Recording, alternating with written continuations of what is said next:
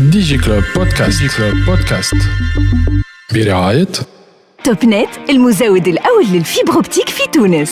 قوي في الكونيكسيون وتعدل التري او ديبي. وكان الزون متاعك كوفيرت بالفيبر أوبتيك نجم تعمل سمارت فيبر وتولي عندك أقوى كونيكسيون في تونس. توب نت، أقوى كونيكسيون للفيري فايبر بيبل. Huawei, au service de la Tunisie depuis 1999. رجعنا معكم في دي جي كلوب في آخر حلقة من دي جي كلوب في 2022 في السيري العادية، على خاطر زاد عملنا دي أوف سيري. وفي آخر حلقة هذية نحن فرحانين برشا اللي معنا سي ياسين بوقطاية، تشيف تكنولوجي أوفيسر سي ام بي جي هواوي، خلينا نسموه تيلي كوميونيكيشن بزنس. أهلا وسهلا بك سي ياسين. مرحبا بك، ميرسي بوكو بور لانفيتاسيون. مرحبا بك معنا في دي جي كلوب. سي ام بي جي اللي ما يعرفهاش سي كوا سي ام بي جي؟ En fait, c'est Career Network Business Group. En fait, c'est tout ce qui est business télécommunication. Ok. Très bien.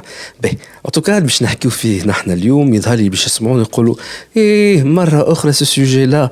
Oui, السوجي هذا حكينا فيه برشا مرات، لكن il y a plusieurs aspects فيه. واليوم باش نحكيو على un autre aspect من الكلاود كومبيوتينغ. Oui, قاعدين نحكيو على شنو؟ نحكيو على الكلاود كومبيوتينغ.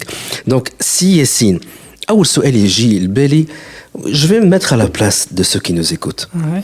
باش نقول لك يا اخي هالكلاود ما فديناش منه، باقي فما كلاود. Est-ce que cela veut dire qu'il y a une résistance au cloud في تونس؟ Ok, très bonne question. En fait, on se demande pourquoi, on va dire, la pénétration des services digitalisés sur le cloud est très bien avancée sur des pays, on va dire, voisins, voire l'Europe avec un très grand gap. Donc, pourquoi ici en Tunisie, sur le territoire tunisien, il y a toujours, on va dire, une résistance par rapport à cette nouvelle technologie, même si, on va dire, c'est tout bénéfique par rapport à l'avancement de ce type de technologie et par rapport à la traditionnelle, donc les services traditionnels qu'ils ont chez les entreprises, ou bien carrément les PME, PMI. Donc, ce qu'on trouve maintenant, on trouve des ASP providers donc, qui donnent ce service-là, que ce soit en mode privé ou bien les télécommunications, d'accord, dont les télécos donnent ce service-là, mais on va dire la pénétration du cloud n'est pas, on va dire, soutenue par rapport aux prédictions. Donc en fait, pour moi, la première cause donc pour booster le service cloud, donc les services digitalisés sur le cloud, en fait, c'est la confiance. Donc la confiance n'est pas encore établie, donc on se dit les end users, qu'est-ce qu'ils disent? Ils te disent, est-ce que mes données sont protégées? Est-ce qu'elles sont toujours accessibles? Est-ce qu'il y a des problèmes de protection de la donnée, des hackers, tout ça? Donc le ransomware est maintenant un nouveau type de hacker pour, on va dire, donc crypter vos données et puis avoir du ransomware. Tout ça, mais on va dire des craintes par rapport à cette nouvelle technologie. Mais réellement, et on va dire c'est pas réellement, c'est statistiquement parlant. Donc les données sont plus protégées sur le cloud que chez vous sur votre propre on va dire خلينا بصريح على العباره اللي يسمعوا فينا، مش على خاطرو hébergé في الكلاود تقول معناها راهو c'est moins sécurisé. Exact. كي تحطوا en local hébergé فك السال داتا نتاعك في وسط l'entreprise. Exactement. Et on parle des statistiques, hein.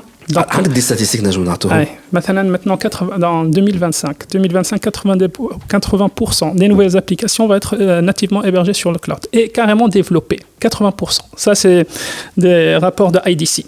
IDC, donc, ce sont on va dire, des entreprises qui font des statistiques sur le marché worldwide et ils prédisent que 80% des données seront sur le cloud. Donc, en fait, on peut résister à la trend technologique, mais je vais vous raconter peut-être, donc, نخرج شوية مع الموضوع باش نوريكم أنا comment le gap technologique que j'ai vu quand j'étais recruté par Huawei. Donc, en fait... Vous étiez quoi? Oui. Quand j'étais recruté à Huawei, en fait, oui. Gap technologique par rapport au Chine ou par rapport au... Exactement. Le Chine, بعد باش نعطيك une référence africaine. Donc, j'ai نحكيو على الصين. Donc, en fait, j'étais dans d'autres multinationales, on va dire américaines, قبل في الكارير نتاعي. Et j'étais recruté à Huawei. Et ils m'ont invité à visiter HQ, donc le headquarter de Huawei, qui était en Chine. Comme tout bon citoyen employé, j'ai pris l'argent. Donc, avec la banque centrale et tout ça. Donc, j'ai pris le liquide, la devise, et on مشيت بيه للصين. Donc, هبطت في المطار معناها قبل ما تطلع تصرف في الطيارة بدلت الفلوس. هبطت من المطار تاع الصين. Donc, j'avais la chance qu'il y avait un taxi qui parlait un peu anglais. D'accord. Donc, je lui ai dit, je fais partie du staff Huawei. Ah, il m'a dit très bien, c'est la top 3 compagnie worldwide. Et on était en train de communiquer avec les moyens du bord. Donc, l'anglais n'est pas aussi répandant en Chine. Et une fois, j'ai le paiement. Donc, il m'a donné son téléphone. Et moi, comme un réflexe, donc j'ai pris le téléphone, j'ai cru que c'était un cadeau. Ils m'ont dit non. صورتي تاخذ التليفون مرحبا بك في الصين تشد التليفون حلوه هذه عجبتني. Non, c'était un réflexe. On m'a dit non, ce téléphone-là, c'est pour le paiement. Donc, il a généré un QR code. Et le QR code était pour le paiement. Donc, moi, j'ai pris, je lui ai dit, OK, je n'ai pas les moyens de paiement que vous avez aujourd'hui. Je lui ai donné le liquide. Eh bien, il ne m'a pas cru. Donc, ah bon? Ah oui, il ne m'a pas cru que j'étais un staff de Huawei. L'image que j'ai établie, comme quoi j'étais à Huawei, je fais comment un staff de Huawei worldwide, il n'arrive pas à payer avec son téléphone aujourd'hui. Ça, c'est le premier, on va dire, gap technologique. Et le service digitalisé. Choc technologique. Ça, c'est le premier. En fait, j'ai 3 histoires à raconter. Ouais. Deuxième. Bon, nous, on est très, on va dire, influencés par rapport à tout ce qui est technologie européenne. Okay. Donc aujourd'hui, quand on monte en France, par exemple, on y va sur les bouches de métro de France, et on va sortir du bouche de métro de France. Qu'est-ce qu'on trouve? On trouve les mendiants. Les mendiants, comment ils mendient? Donc, tu as un chapeau. في باريس هذا. Oui, تلقى قدامه un chapeau, شامل تعطيه des coins, de la monnaie, centimes, les centimes. de la monnaie. Ouais, bien les guitaristes et tout ça comme ça. حسب رايك في الصين كيفاش يعملوا؟ بالكيو ار كود. تقول ليش انا اس دي اف قاعد يطلب في الفلوس بالكيو ار كود. Eh ben, c'est ce que j'ai vu. عندك une pince, un QR code qui est imprimé. Et si tu veux transmettre de l'argent, il n'y a que ce moyen-là. Il n'y a que ce moyen-là. D'accord? Ça, c'est le deuxième choc. C'était à Shanghai. Oui, c'était à Shanghai. Et ben moi, en fait, je suis à caractère, on va dire, provocateur. Shit, ce mendiant-là, et je voulais lui donner de l'argent pour voir un peu sa réaction. Et ben j'ai eu un smiley de sa part, et avec l'image que moi, que je voulais aider quelqu'un, et lui m'a utilisé un service digitalisé, plus avancé que moi. Il m'a fait un smiley comme quoi, les sensations que j'ai eues, c'est quoi? En fait, vous connaissez le dessin animé, comment il s'appelle?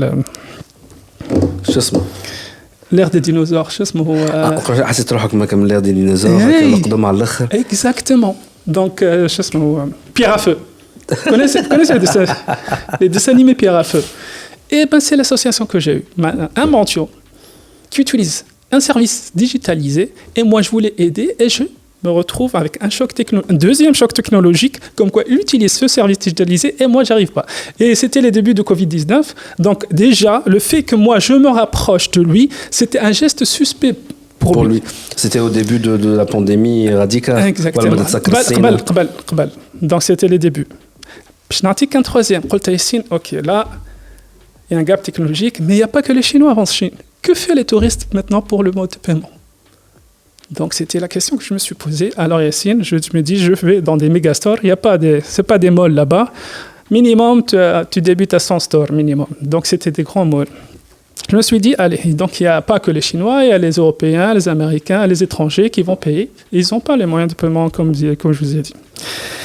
Alors, je me suis rapproché du caissier.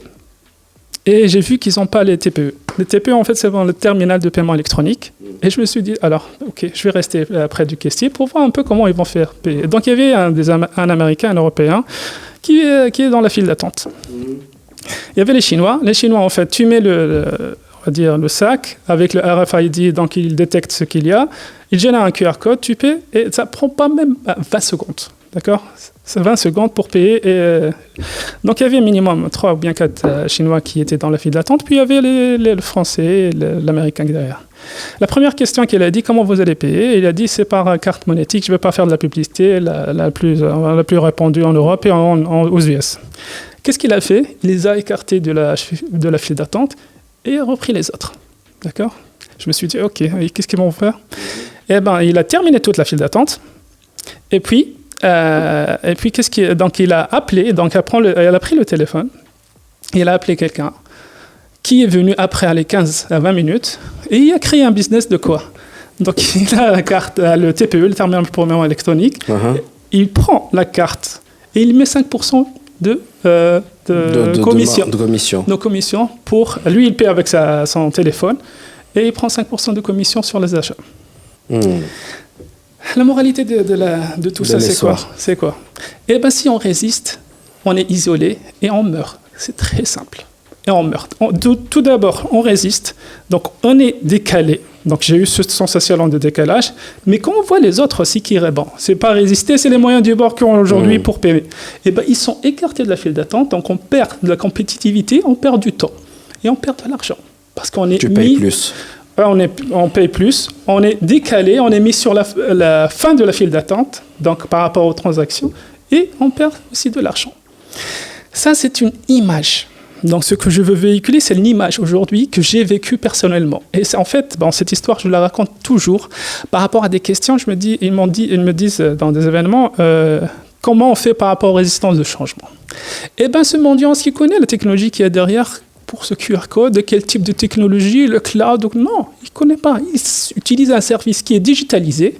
Qui lui permet d'avoir de l'argent, tout simplement. Exactement.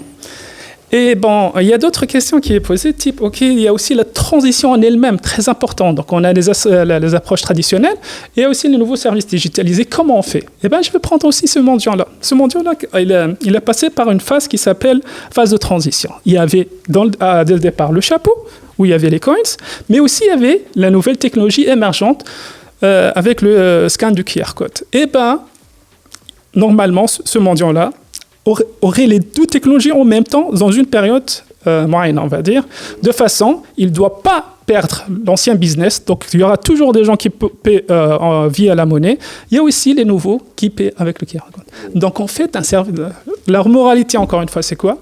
Le service digitalisé en lui-même ne doit pas être perturbateur lors de son lancement. Donc il faut une coexistence. En fait, dans la technologie, on parle le jargon, on va dire, technologique, ça s'appelle une architecture bimodèle.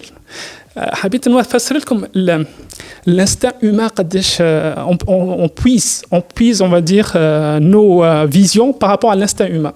Est-ce que هو قاري معناه pour faire ça? Non, c'est l'instinct humain qui lui a dit pour ne pas, on va dire, perdre l'ancien business et le nouveau, on doit avoir deux types de technologies coexistants, et puis ça sera une migration ou bien un workload smooth.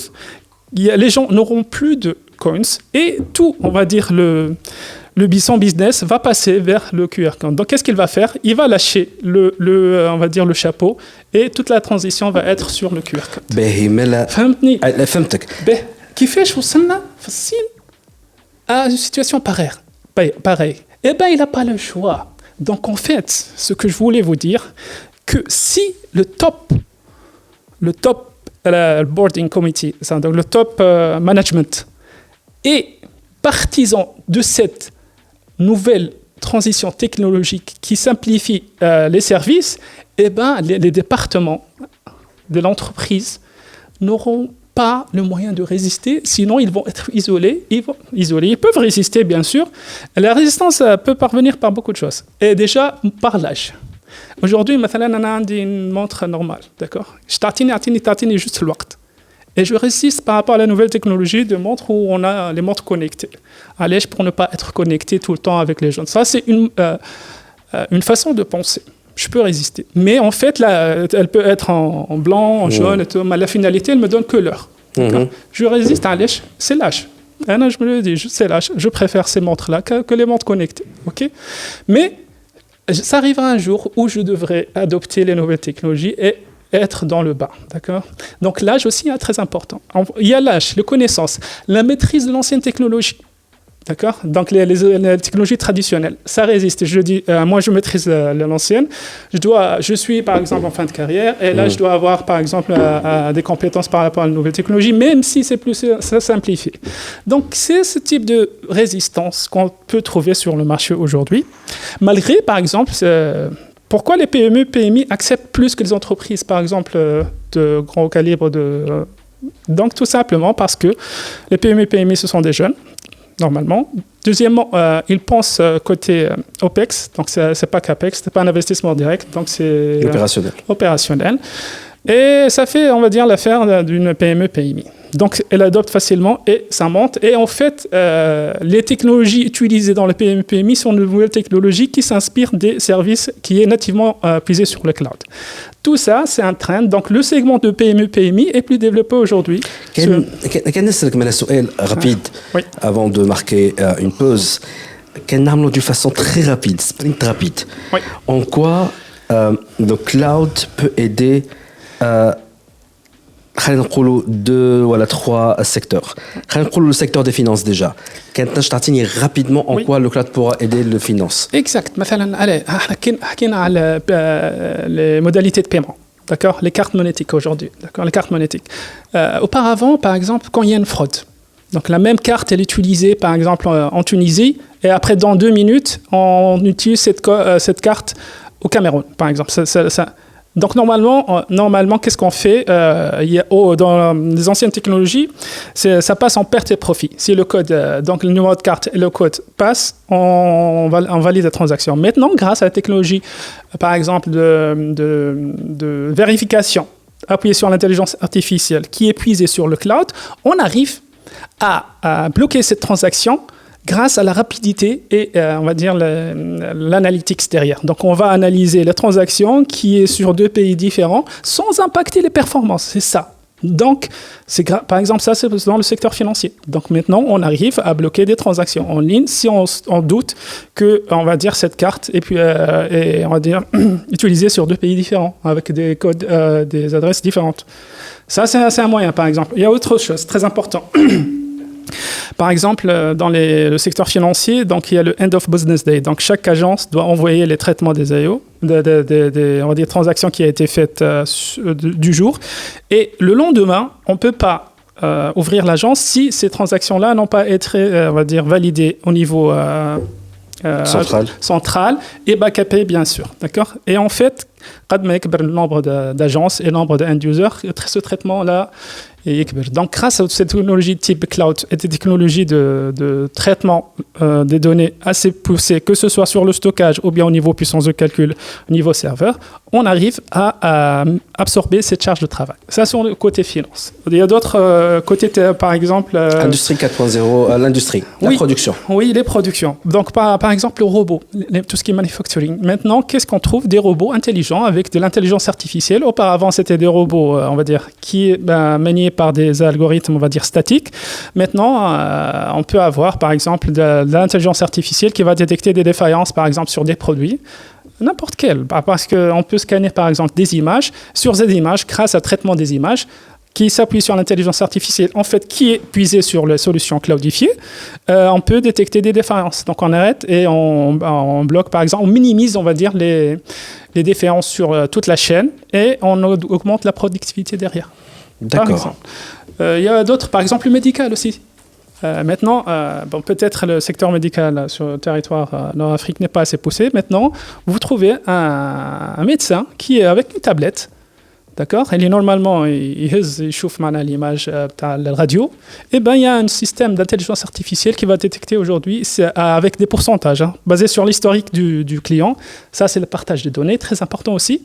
Maintenant, comment le cloud, grâce à la, on va dire, centralisation de données, on peut avoir l'historique du patient, d'accord, et voir c'est quoi, et avoir un pourcentage d'analyse sur cette maladie-là. Par exemple, tu dis 80% de cette maladie, grâce à l'image et le traitement d'image qu'on a fait, que cette maladie est X, qui va normalement être confirmée par le médecin. Donc, on s'appuie aussi sur les services digitalisés, sur le traitement d'images pour connaître et améliorer, on va dire, l'analyse des images derrière. C'est ce qu'on appelle, entre autres, la télémédecine. En tout cas, je vais faire une petite pause et on va revenir pour parler du cloud. C'est quoi l'Edge Cloud ou le Cloud Edge, ça dépend que fait l'appellation. Et aussi, on va parler de ceux qui, c'est bon, ils ont décidé de faire le saut vers le cloud. Et ben, les applications qui sont nativement pas cloud, qui fait on peut faire la transition vers des applications qui sont cloud friendly. Est-ce qu'il n'y a pas de risque pour l'entreprise? On va en parler tout ça après la pause. DigiClub. TopNet, Aqua Connexion, les Very Fiber People. Huawei, au service de la Tunisie depuis 1999. رجعنا معكم في دي جي كلوب في آخر حلقة من 2022 توكا في السيري العادية نتاع دي جي كلوب ومعنا سي ياسين بوقطاية شيف تكنولوجي اوفيسر سي ام بي جي هواوي خلينا نسموها تيلي كوميونيكيشن بزنس. ديزولي ديجا كان تسمعوا فيه حسيتوا صوتي يتبدل شوية خارج من المرضى سيسر رواحكم ديجا نو سوم دون اون بيريود اللي الناس كلها قاعدة تخطف في لي فيروس ان شاء الله الناس كلها تولي لاباس. دونك قبل لا بوز كنا نحكي مع سي ياسين على encore le cloud et la résistance au changement في الكلاود du moins في تونس حكينا على des histoires personnelles par rapport à sa visite في الصين وكيفاش معناها ce gap technologique ce choc technologique هو il l'interprète comme étant pour les entreprises du moins celles les entreprises qui refusent de faire ce pas vers la toute digital le tout digital راهو باش يلقاو رواحهم tôt ou tard dans ce choc là ou bien évidemment باش يلقاو رواحهم isolé. حكينا على شوية شنو هما l'avantage تاع الكلاود بالنسبة les entreprises dans différents secteurs حكينا notamment على التليميدسين. أما حبيت نعرف توا حاجة على الإدج كلاود ولا كلاود إدج نسمع عليها الكلمة. شنو هو الكلاود إدج ولا الإدج كلاود شنو التسمية صحيحة؟ En fait, c'est le Edge Cloud où en fait c'est un nouveau type de déploiement. Donc on connaît le. C'est la limitrophe du cloud, c'est Edge. Edge, c'est la limite presque. Edge, ça veut dire le plus près du service. Et pourquoi en fait on a ce nouveau type de déploiement? Donc ce qu'on connaît, on connaît le cloud public, le cloud privé, private cloud, ou bien le cloud hybride où la donnée transmet entre le cloud private que vous avez aujourd'hui et sur le cloud public. Mais maintenant, on voit un nouveau type de déploiement qui s'appelle le Edge Cloud, en fait, qui est plus près, on va dire, du device en lui-même. Et pourquoi on a ce type de déploiement? C'est pour la 5G, هذا يعاد. Bravo. Exactement. Bon, اللي يتبعوا فينا برمشي ورجعوا على الحلقات القدم نتاع دي جي كلوب سبيسيال موبايل وورد كونغرس. On a bien parlé de la 5G notamment في الستاند نتاع هواوي كيفاش انه avec cette 5G là suffit le device يكون connecté à 5G tout le traitement se fait en cloud et d'où l'importance de la 5G avec le cloud. Exactement. En fait, باش نعرج شوية على deux phénomènes aujourd'hui. Auparavant, c'est toujours on va dire le besoin métier qui drive la technologie. Donc, c'est toujours un nouveau besoin au niveau métier qui te donne naissance à une nouvelle technologie. Et bien, avec la 5G, c'est la première fois où c'est l'inverse qui est, on va dire, vu sur le tas.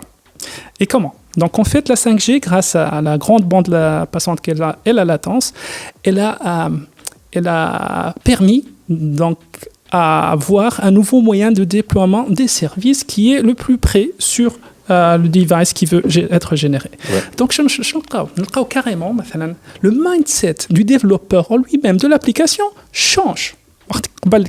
Monolithique installé sur une base de données standard où il y a des connecteurs derrière. Maintenant, on parle de bases de données qui sont en mode distribué. Donc, ça veut dire quoi? Ou bien des applications qui sont en mode distribué ou sur des architectures, on va dire, microservices. Bon, je ne vais pas entrer dans les détails. Donc, un bout de code de cette application en elle-même peut tourner carrément sur le end user et le edge device qui se connecte sur le edge cloud pour traiter ces informations-là. Et bien, comment la 5G, en fait, a contribué à ce point-là? En fait, c'est la latence en elle-même et la bande passante. Il n'y a pas que la 5G en elle-même. Hein. Le nouveau type de processeur, en fait, peut-être vous connaissez les technologies type... Donc, standard des PC, je ne veux pas nommer les technologies Intel, on va dire. Il y a un nouvel type. Donc, en fait, sur ce device-là, ce n'est pas des technologies Intel qui est à l'intérieur, c'est un nouveau type de processeur, d'accord, très puissant. Aussi l'intelligence artificielle. Donc, la technologie, processeur, c'est ARM. Et les technologies de l'intelligence artificielle. Et si on combine et les nouveaux types de processeurs, que ce soit des technologies ARM avec l'intelligence artificielle, en fait, ce n'est pas que du code, mais aussi un device en lui-même. Donc, c'est un chipset qui se puise des puissances de neurones. Ça, on va dire, on va essayer d'émuler la façon comment pensent, on va dire, les êtres humains à base de neurones. Et on va essayer d'avoir des algorithmes qui se tunent au fil et à mesure de l'application en elle-même. Donc, on aura plus on va dire, d'efficience de l'application sur ce device-là. Et on combine aussi la bande passante et la latence de la 5G. Grâce à ces trois moyens-là, on arrive à avoir, on va dire, des edge devices qui sont autonomes. Bon, allez, je vais essayer de concrétiser ce que j'ai dit sur des solutions industrielles. Par exemple, la voiture autonome. La voiture autonome, maintenant, s'il y a on va dire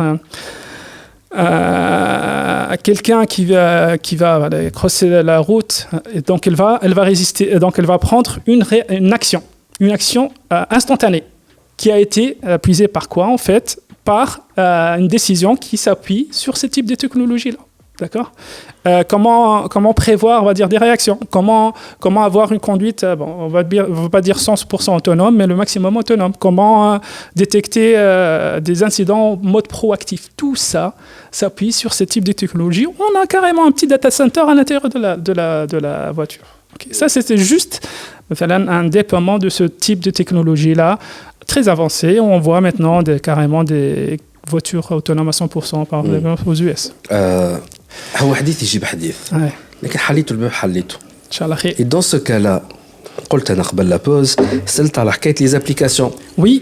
خاطر dans ce cas-là كان نحن يولي عندنا un mini data center.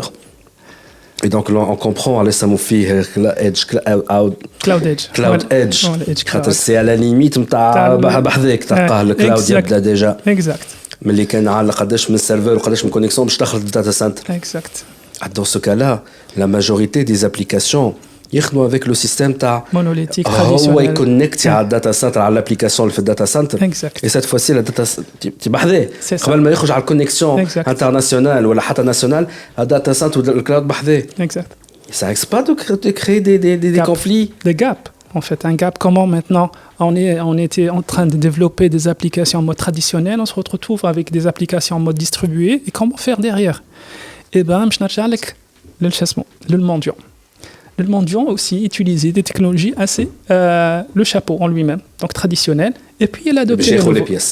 Exactement. Et puis il a adopté la nouvelle technologie. Est-ce que la nouvelle technologie a été disruptive? Non. Donc elle doit être en mode undisruptive. Ça veut dire les deux coexistent. D'accord. Donc l'un des points pour adopter le cloud, le client en fait, c'est la portabilité de l'application en elle-même. On the cloud. Ça, c'est la première phase. Donc, assurer, on va dire, la continuité de service de l'application. Maintenant, qu'est en mode barre métal sur le serveur. Maintenant, on va le mettre sur le cloud. On ne change pas le code, on le met comme il est, en mode virtualisé. C'est la première approche. Donc, l'application sur le cloud. C'est on the cloud. Ça, c'est la première phase. On ne touche pas au code de l'application, mais juste la portabilité de l'application sur le cloud. Ça, c'est la première phase. Est-ce que ça nécessite un double développement? Non. Pour ça, il faut avoir juste l'interopérabilité, la compatibilité de toutes les ressources. Directement sur un serveur physique, sur un hyperviseur. خلينا نقولوا أنه يصنع فيك un développeur de software. Oui. معناها توا dorénavant وقت باش يعمل كي développer une solution. Il doit penser à ce que cette solution soit opérationnelle en local, en cloud, en cloud edge ou liho. D'accord. Bon, بديت لك بالphase numéro 1. En fait, c'est pas la dernière phase. La première phase, c'est la portabilité de l'application sur le cloud. Donc, l'application قديمة. كيما هي. Donc, تهزها كيما هي. علاش c'est pas une adaptation? Pourquoi? Parce qu'en fait, par exemple, tu tournes sur Windows, donc tu peux avoir le Windows sur un hyperviseur, sur un mode virtualisé. Donc, il n'y a pas de souci. Donc, en fait, comme je vous ai dit, toujours, une nouvelle approche digitalisée ne doit pas perturber l'ancienne. Donc, on doit penser à la continuité de service des anciennes applications. Donc, la première phase, c'est on va dire, monter l'application sur un service, on va dire, virtualisé. Et après, on doit développer des nouvelles applications qui puissent leurs ressources des services cloudifiés, qui ont l'intelligence artificielle, qui ont les microservices, qui ont la containerisation, et so on. D'accord? Donc, qu'est-ce qu'on va avoir? On va avoir deux environnements. Le premier qui est développé en mode traditionnel, qui est sur le cloud, bien sûr, et le deuxième, c'est pas sur le cloud, qui est in the cloud. Donc, en fait, on puise, donc la nouvelle nouveau développement puise ces ressources du cloud. Donc, il est déjà développé à partir des services cloudifiés. Donc, on a la même application, d'accord, qui a deux environnements différents. Tous les end-users se connectent sur l'ancienne application. Qu'est-ce qu'on va faire? Donc, il y a des technologies de migration en ligne, d'accord, sur le cloud de façon afin de tester, on va dire, la résistance, par exemple, de charge de la nouvelle application qui a été développée. Qu'est-ce qu'on va faire? On va rerouter quelques end-users sur la nouvelle application en elle-même et on va synchroniser les bases de données derrière. De façon à tester, et une fois que on est sûr que toute la plateforme est stable, qu'est-ce qu'on va faire? On va rerouter les end-users vers la nouvelle technologie, et là, on assure, premièrement, la continuité de service, et puis la migration vers les nouveaux... qui s'occupe de ça? Ça, ce sont des services qui sont hébergés sur le cloud. Donc, le service provider... C'est Huawei qui s'en charge? Oui, en fait, par exemple, sur le cloud public aujourd'hui, ou la private cloud, sur Huawei, donc, on a des services qui s'appellent, on va dire, de migration, donc une section migration, où on puise ces services-là pour migrer les données de l'ancienne technologie traditionnelle vers la nouvelle. D'accord? Donc, tout a été fait pour minimiser l'impact de la transition technologique. Ce qui veut dire qu'il y a un département R&D, recherche et développement, qui est Huawei, rien que dédié juste à cette transition vers le cloud. Exactement. En fait, il y a des experts. Donc, il y a les outils. En fait, il y a les outils. Il y a aussi les experts qui nous accompagnent à nos clients pour développer. Donc, il y a des plateformes de développement, bien sûr, et il y a des experts de migration. Donc, il y a le service en lui-même, l'outil, mais aussi des expertises pour migrer vos données et accompagner le client à une migration souple vers les solutions à 100% à service digitalisé. D'accord, ça c'est très intéressant. Oui, en tout cas, c'est très important, oui. نحن مازال باش نحكيو معاك أكثر على حكاية الكلاود والديجيتاليزاسيون. Et d'ailleurs, c'est une des questions اللي جاتني. Qu'est-ce qui fait que le cloud de Huawei il est meilleur que les autres plateformes cloud الموجودين في العالم كله؟ هذا كله باش نحكيو فيه بعد البوز. احنا راجعين. Digi Club. TopNet, Aqua Connexion, les Very Fiber People. Huawei, au service de la Tunisie depuis 1999. رجعنا معكم في اخر بارتي من دي جي كلوب. ديزولي كان صوتي حسيتو تعب شويه اليوم، الله غالب وسعوا بالكم. دونك معنا سي ياسين بوخطايا، تشيف تكنولوجي اوفيسر سي ام بي جي هواوي. دونك قبل لا بوز حكينا على الكلاود ايدج وبرشا حاجات. en tout cas عاودوا اسمعوا l'interview, vous allez apprendre de nouvelles choses. J'ai une question par rapport au cloud de Huawei. علاش le cloud de Huawei et je نحبش نتيح في البتاع اللي meilleur ولا في الوسط ولا La valeur ajoutée, l'unique valeur. Quelle est la valeur ajoutée de le cloud de Huawei par rapport à AWS Exact. et les autres services cloud في العالم? Très bonne question. En fait, c'est quoi la valeur ajoutée ou bien l'unique value des solutions en fait Huawei? Si on va dire tous les cloud providers s'appuient sur des technologies, on va dire en mode open source. Et quelle différence et comment choisir la bonne, on va dire, technologie derrière. En fait, donc Huawei, c'est l'un des unique IT providers qui maîtrise toute la chaîne, y compris, on va dire, on peut aujourd'hui parler de cloud, mais en fait, il y a beaucoup de couches derrière, qui est déjà le data center facilities en lui-même, donc le socle du data center. Ça, c'est layer 1. Layer 2, c'est tout ce qui est compute, stockage et network. En fait, ce sont des solutions Huawei. Donc, le layer 3, maintenant, on parle des solutions cloud. Et il y a d'autres layers, comme par exemple les solutions Software as Services, donc les SaaS, où on arrive à des solutions métiers en elles-mêmes. Ça veut dire quoi? En fait, par exemple, Huawei a des solutions du type Smart Transportation, Smart Airport, Smart, comment sécuriser, on va dire, les frontières d'un pays. Tout ça, c'est des solutions qui s'appuient sur des solutions digitalisées sur le cloud avec des valeurs ajoutées orientées. Ce n'est pas juste le service digitalisé en lui-même, mais des solutions métiers. Des caméras, par exemple, je نحكي لك حكايه مثلا مشيت رواندا كاش سمعت انا دينيرمون انت لا مشيت رواندا موبايل وورد كونغرس افريكا. تنجموا تعاودوا تسمعوا encore les épisodes spéciaux موبايل وورد كونغرس افريكا. جو في de l'autopromotion على غالب كي نعملها شكون باش تعملها لي. يا برافو كان j'ai initié en fait. Ok, donc j'y étais moi aussi. Et j'étais assez bon. On me dit, bon, ici, tu compares la Chine à la Tunisie, c'est un gros gap technologique déjà avec l'Europe, donc il y a un gap. Donc, essayer de comparer avec des continents africains, on va dire. هم فصلوا علينا، هم هربوا علينا. نحن ولينا أكثر من 4e monde، ما عادش حتى tiers monde. Eh ben, tu تقول هكا تعرف علاش ولا خاطر تخرج وتشوف. Donc il y a aussi العباد اللي هنا on se dit on est toujours la Tunisie fier de l'être mais il faut aller à l'Afrique, on va dire, soi-disant subsaharienne, exactement, et voir l'avancement technologique qui a été adopté. Bon, Rwanda, c'est juste un case. Hein. Rwanda, bon, j'y étais.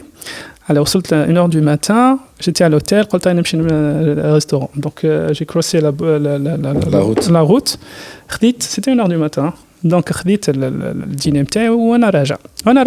C'était vite, il n'y avait personne. Il y avait quelqu'un qui. Donc, c'était un rond-point, 1h du matin, et il n'y avait aucune voiture. Donc, c'était le feu du piéton était rouge, il attendait. Il attendait jusqu'à Etevière, et puis il a coupé. Ouais. Il a coupé la route. Et pour moi, c'était très bizarre. Donc, 1h du matin, il n'y avait aucune route, il attendait, je lui ai dit, bon, je l'ai attendu. Je lui ai dit, allez, je vais voir. Je lui ai dit, je posais la question, pourquoi vous avez attendu 1h du matin pour crosser la route? Il m'a dit, vous voyez la caméra en dessus, pardon. Ah oui. Donc, si je croise la route et en rouge, donc il y aura une image qui va détecter et je saurai directement verbaliser grâce à des... يبعثوا له حتى شيء يعلموه مش يبعثوا له اختيار يعلموه qui a été verbalisé et va être directement retiré de son compte directement.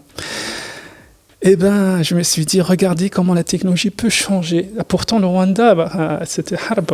Il y a 15 ans, ils sont meilleurs que nous. Subhanallah. La direction et le top decision maker, ils poussent pour un gouvernement qui est digitalisé presque à 100%. Hein. Et vous savez quoi? C'était quand je dis comment c'est qu'il fait l'artier, il dit non, il dit qu'un SMS, tu te sur un portail de service. Donc en fait, comment ça s'appelle des déclarations? Non, des actions sociales. Tu as le choix, tu paies, voilà. Tu fais des actions sociales pour pallier à l'amende اللي عندك مثلا تنظف الطريق ولا تنظف supposons باش تنظف الطريق شو يرحمهم نظاف الحق تاع ربي ben تعرف يعطيها ان تايم سلوت يعطيها ان تايم سلوت وقتاش فما لا بوسيبيليتي باش تعمل انت الاكسيون تاعك وقتاش سبحان الله قلت شوف معناها وقت الجوفرنمون peut être digital اول حاجه tu sais quoi l'humain en lui-même à l'eau en mode soi-disant libéral, soi-disant, on va dire, حرية تامة, je trouve restriction. Quand libre, maintenant, je suis en mode restrictif. La génération اللي نجي من بعد, تشوف les parents تاعهم en mode strict. D'autres le font, fait les jeunes. Donc, génération اللي من بعد, c'est normal qu'on ne croise pas la route quand c'est en mode rouge. D'accord? C'est ça la transition. Ça devient le réflexe. Ça devient un réflexe. Et bien, moi, comme je vous ai dit, je suis toujours en mode provocateur. Je ne suis pas affiché. Donc, même si tu prends une photo... تمشي البوليس de frontière, وقت تدخل تنتي ياخذوا لك تصويره يا معلم, وقت تخرج ils vont checker s'il y a des, donc يشوفوا التصويره si vous n'êtes pas listé يمشي الباز دوني de police des frontières. انت خارج يقول لك يا معلم عندك une amende, tu es obligé de la payer avant de sortir du territoire rwandais. علاش؟ على خاطر les bases données sont connectées. على خاطر عاملين une plateforme digitalisée où toutes les informations sont centralisées. C'est comme ça qu'on arrive à avoir des services très proches du citoyen. انا نشوفها انا اللي كنت باش نشق الكيس رجعت et je me suis repris. Tu vois ce qu'il fait? Donc l'humain, comment on va dire, s'adapte. Me sauf Et ça, pour linker par rapport à ma question, l'avantage. سامحني خرجت على السؤال نتاعك. En fait, Huawei, c'est pas que en fait on dépasse les services digitalisés, mais on arrive à des services qui sont orientés métier carrément. نعطيك une solution. Par exemple, qui m'a marqué à la sécurité des frontières, par exemple. Détection par exemple, sécurité routière. Détection des comportements anormaux, des caméras intelligentes. Huawei, en fait, tout le stack, le full stack, depuis le data center jusqu'à le edge, comme quoi la caméra intelligente, ce sont des solutions end-to-end Huawei. Et ça, c'est la force de Huawei, où, of course, on a la solution cloudifiée qui est fait partie de toute la chaîne de la donnée, mais on y va plus que ça. D'accord. C'est ça l'avantage. Donc, on a des solutions qui sont déjà déployées sur d'autres continents et avec des références sur les différents secteurs industriels, que ce soit gouvernemental, que ce soit sécuritaire, que ce soit aéroport, que ce soit n'importe quel type de métier. Eh bien, ce type de service peut être déployé chez vous. Pourquoi ? Parce qu'en fait, le cloud qui va être déployé sur le continent africain, c'est un mini-scale. En fait, c'est un petit format du cloud public qu'on a sur Huawei. Et on est sûr à 100% que ce service va tourner conformément à ce qui a été déployé sur le cloud public parce que c'est la même architecture qui est déployée derrière. Et en fait, on parle aussi des données souveraines. Bon, je veux pas. Eh ben, il suffit de taguer que la donnée doit être souveraine sur le continent, doit être sur le continent. Et là, on a une mobilité de données selon le tag que vous avez fait. Donc, les données qui doivent être sur le continent restent sur le continent, et les données qui peuvent être au sein du même pays. Bien sûr. Pour la souveraineté du pays. Oui. Bon, ça, tout dépend des lois. Donc, en fait, il y a la souveraineté du pays qui accepte d'être sur le continent. Il y a d'autres qui n'acceptent que ce soit sur le cloud public. Donc, en fait, la technologie en elle-même doit s'adapter aux régulations qui doivent être sur le pays. Et c'est pour ça, maintenant, qu'on voit des différents types de déploiements. Donc, public, private et aussi sur le edge pour satisfaire la transaction en mode instantané. Très bien. C'est Yassine Boukhataïa, Chief Technology Officer chez Huawei. Merci beaucoup pour cette interview. Au moins, les choses sont beaucoup plus claires. On va dire, Inch'Allah, كل عام وانتم بخير. Inch'Allah, تونس بخير.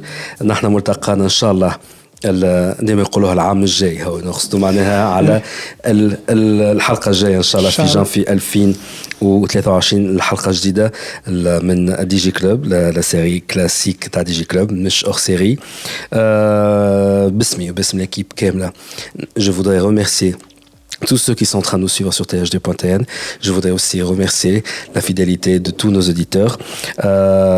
خليكم في صحة جيدة وإن شاء الله ملتقانا la prochaine fois. Bye bye.